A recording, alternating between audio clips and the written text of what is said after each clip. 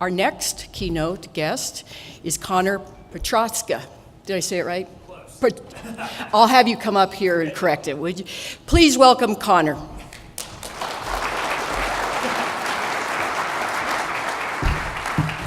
It's close, Maury, because the last time I corrected someone was when I was in officer candidate school with the United States Navy, and I corrected a Marine Corps drill sergeant and said, actually, sir, it's Prohaska. And I did a lot of push-ups for that and thought, you know what, call me whatever you want. Good morning, howdy. My name is Connor Prohaska. I'm the Chief Commercialization Officer for the Department of Energy, and I'm very thankful for the Colorado Energy Research Collaboratory to allow me to give some thoughts here this morning on commercialization. Thank you specifically to Maury for a great event and the opportunity to be here. Let me start by, if you notice the title of this talk, How the Federal Government is Working to Solve National Energy Challenges, cast a bit of a broad net. So we're going to try to zero that down a little bit into our bailiwick here and what I do at the Department of Energy. It's true the government works hard, works very hard to do a lot of great things in the energy space. But we haven't got the time or the patience to cover all those things. So I want to talk a little bit about some success stories to kind of set the stage and then go into some new things that even if you've followed the department for a very long time, may be different than what you've heard before. When Secretary Perry spoke at CERAWeek 3 weeks ago, I think, he introduced and announced the launch of what he calls the new American energy era, a time of vastly different energy choices for the world, where we embrace newer and smarter ways to reach our energy and environmental goals. This era will be powered by an amazing variety of energy across the United States, thanks to a cascade of technological breakthroughs. We've produced abundant, affordable energy from a wider range of resources than we ever thought possible. And we are using this energy, proudly so, more efficiently and more cleanly. We are emitting less than we did even a decade ago. From 2005 to 2017, while the U.S. economy grew, we led the world in reducing carbon emissions by 14%, over a third of that time period, over that time period. In the power sector, we've seen incredible leaps in productivity. Right here in Colorado, you're looking at wind and solar deals at pennies per kilowatt hour. As storage becomes increasingly competitive, combo deals with solar or wind plus storage are helping to level out the power output, taking away the infamous duck curve we always talk about, and increasing the competitiveness of these homegrown energy sources. We've seen leaps forward in fossil fuels. Last year at this time, the world was the #1 gas producer, natural gas producer. Now we're the world's #1 oil producer. And this time next year, we will be a net exporter of energy. And I always like to take a pause there when we talk about being a net exporter of energy in the United States, because if people will think back to why the Department of Energy was created in 1977, it was because we didn't have enough energy, period. We didn't think we had enough energy to keep this world moving, or the country in particular moving at the time. And now we will be a net exporter of energy. And that's due to the innovations that exist in the United States of America. Thanks to a little bit of technology and a whole lot of elbow grease, we've shaped the geopolitical order in a way that empowers our allies and gives our enemies one less strategic tool to use against us. At the department, we feel very proud that this transformation is taking place. Our national labs and support from program offices have translated into affordable, reliable, and efficient power. The results are certainly on display here in Colorado. In fact, your state is often the first place I point to when people talk about how regions in certain areas and localities can work together to maximize the federal research dollars that head into an area. This organization right here is at the very forefront of doing just that, ensuring that the cooperation, collaboration maximize the impact. When federal dollars come into Colorado, there is no doubt that it will be used as efficiently and effectively as possible for the maximum output. Our work to create increasingly affordable homegrown energy continues. Today, we support innovations in power electronics to drive down the cost of getting power to consumers, drastically improving efficiency. We're looking at how to connect autonomous vehicles that can save energy through smart communication and through real-time data collection. We're supporting fuel diversity through innovations in lithium-ion batteries while building new chemistries and designs that will take us to the fast-charging, ultra-long-range electric vehicles of tomorrow. These are examples and demonstrations of innovations that are leaving a mark on the American way of life today. And it's innovation that lies at the core of all of these things. It's what's led this country to be the most powerful and wealthiest on the earth, and it's what's necessary to continue leading this world into the future of abundant, healthy energy. Looking forward into the new American energy era, we can spot a few critical challenges that we need to address as a nation, and we need to overcome them. The grid of tomorrow will rely increasingly on smart software and next-generation hardware to route power quickly and efficiently from multiple sources. This is where NREL gets its first shout-out, by the way. The National Wind Technology Center is providing us a great test bed for what we need to visualize the future of the electrical system. Right now, RPE, with the support of PNNL, is hosting the first ever grid optimization competition. And with the US and competitors around the world, we are writing new algorithms to streamline the flow of power to millions with renewable and intermittent resources.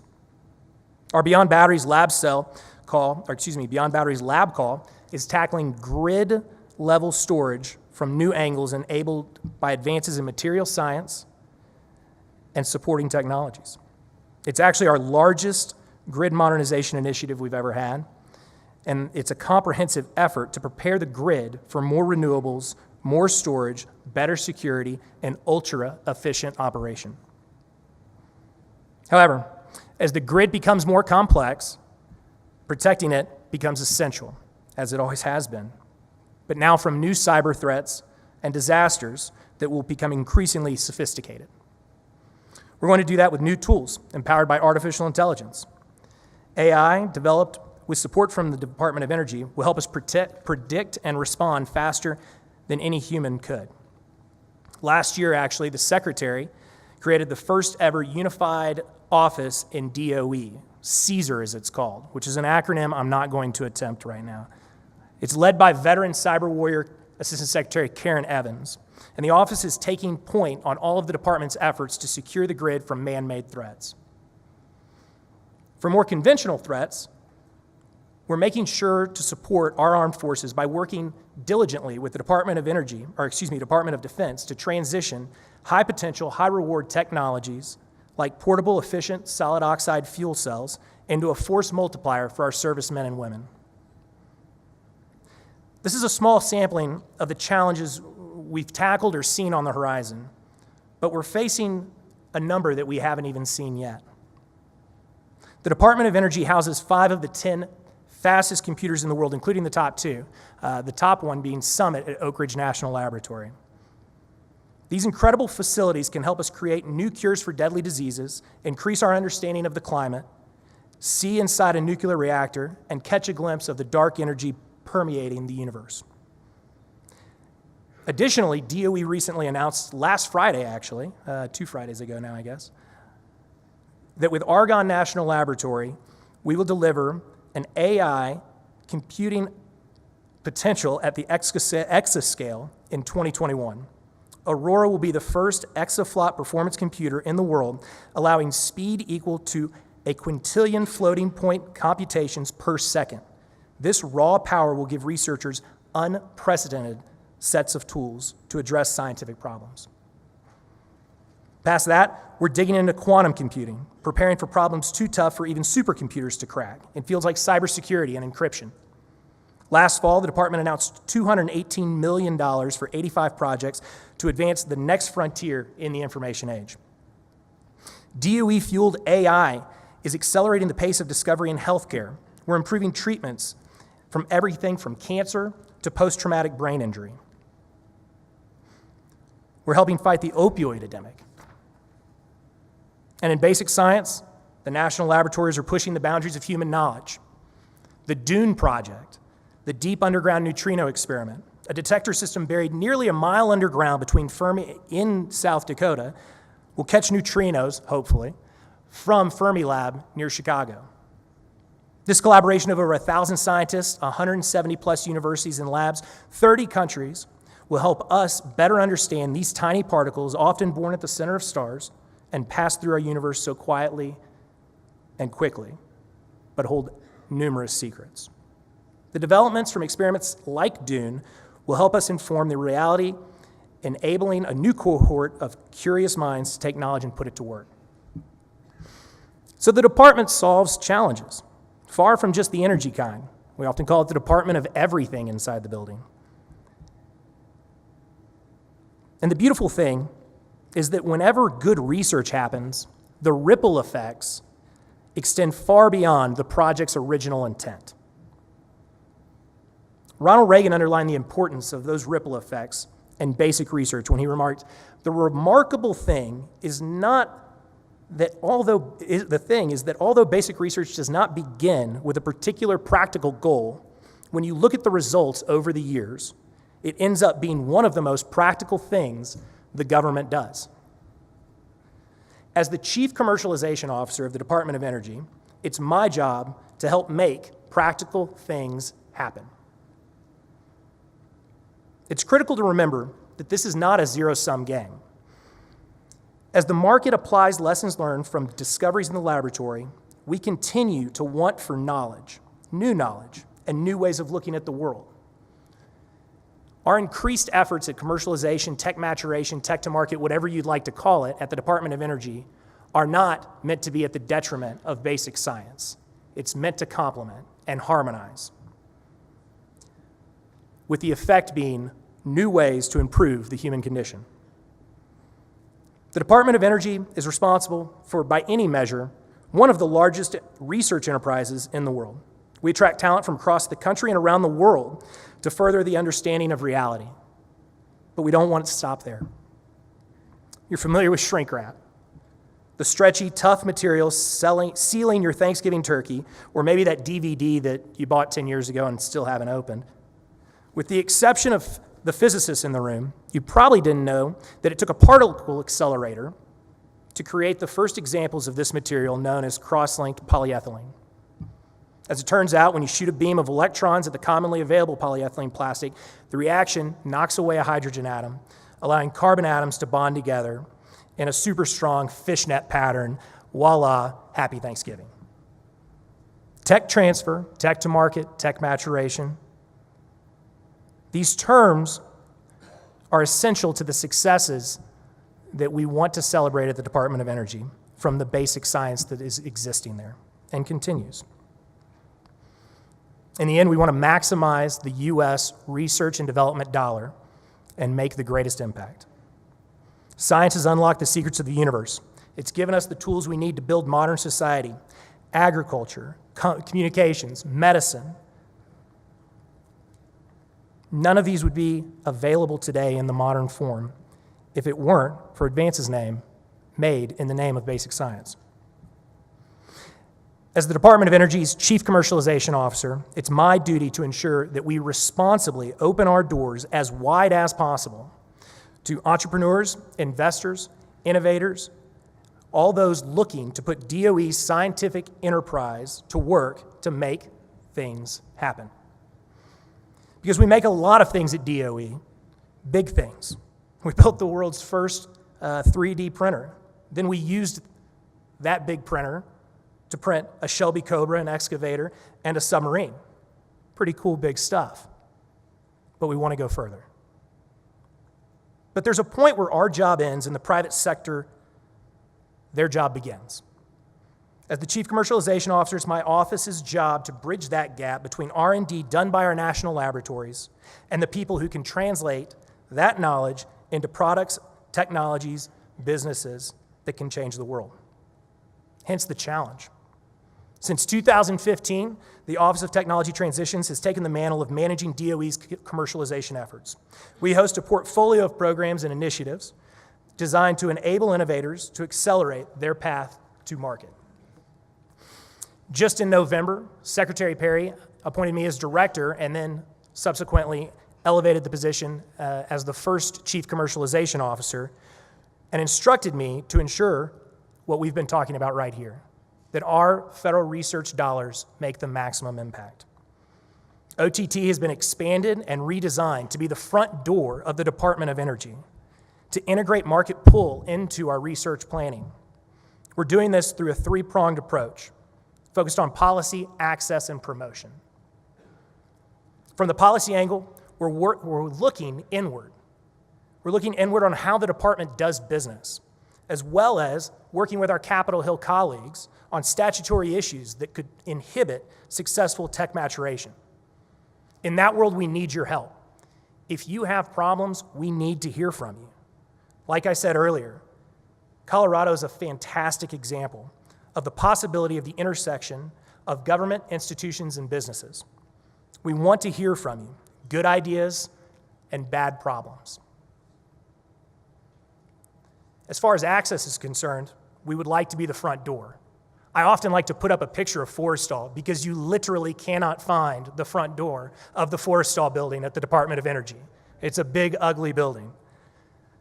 Not only that, when you want to engage with the Department of Energy, how do you do it? We have 17 national labs.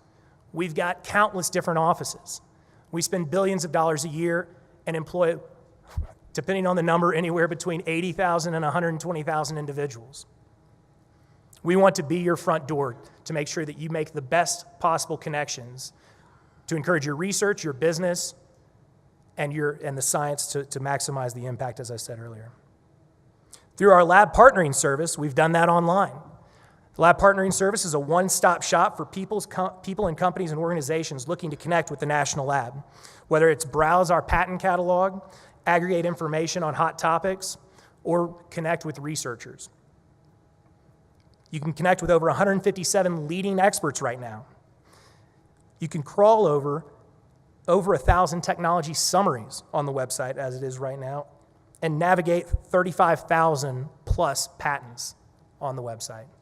This is just over a year old, and we're continuing to build on it as we go forward. Hopefully, if we've done it right, you'll hardly even notice you're on a government website, and that website is labpartnering.org.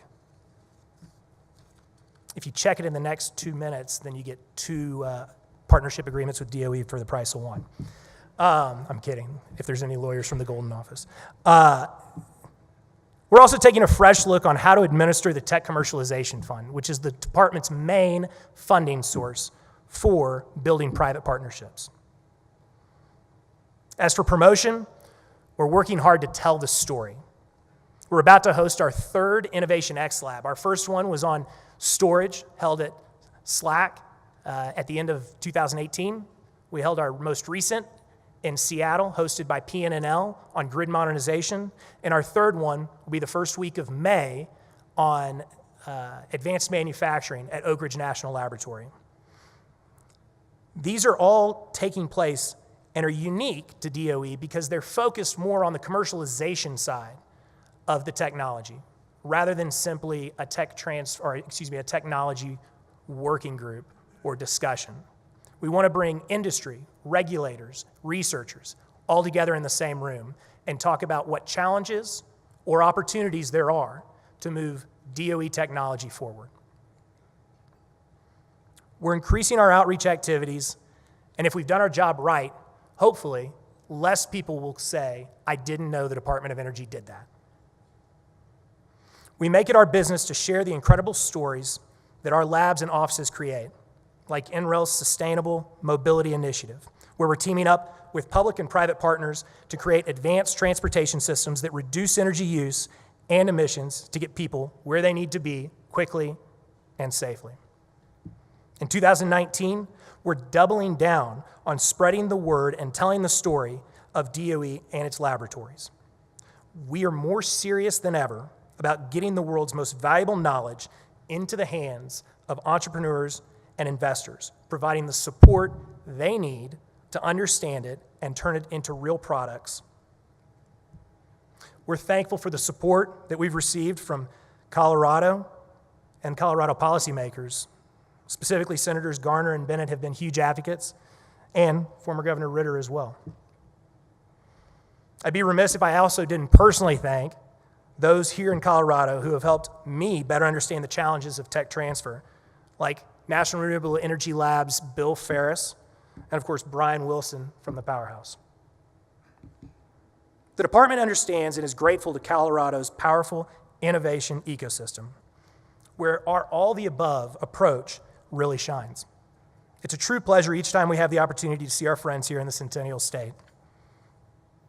We're studying better ways to work with local innovation hubs and collaboratives like yours, to be a value-add partner to the systems you've already created, which are proven models of economic drivers and ignitions of transformative technology.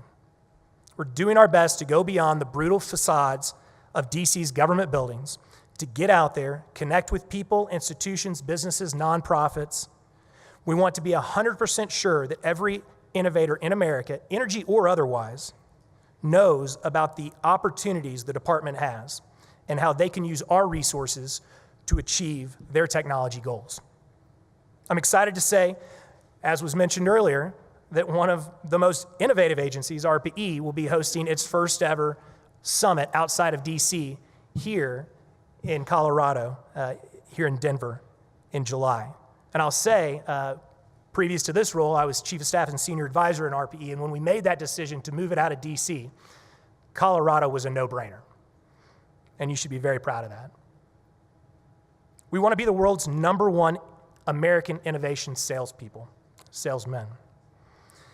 And we're working aggressively with our partners in states, localities, industry, universities, small businesses, federal agencies, the Department of Defense, you name it, to do just that. So, how can the federal government solve national energy challenges? The federal government can convene, we can fund, we can promote, we can coordinate, but at the end of the day, we're up against limits. DC does not and will never have the whole solution. The solution comes from you. The solution comes from regional efforts like the CERC, combining funding, ideas, multidisciplinary expertise into real, tangible outcomes. You've got the numbers to prove it. From 2008 to 2015, you sparked a 24-to-1 return on investment by bringing in $194 million in local economic impact for just $8 million in state funding. That's amazing. It's a testament to the outcomes possible when you're empowered by good communication, great minds, and driven organizations. I want the message to be abundantly clear. I want to thank you for having us and having me to share this opportunity and the new opportunities that are coming with the Department of Energy. But I want to make sure, like I said, that the message is clear. We're here to help you as you make the leap out of the lab and into the murky waters of the private sector and the market. Track me down, email us, find us on Twitter, help us maximize the American innovation's impact on the new American energy era. Thank you and God bless.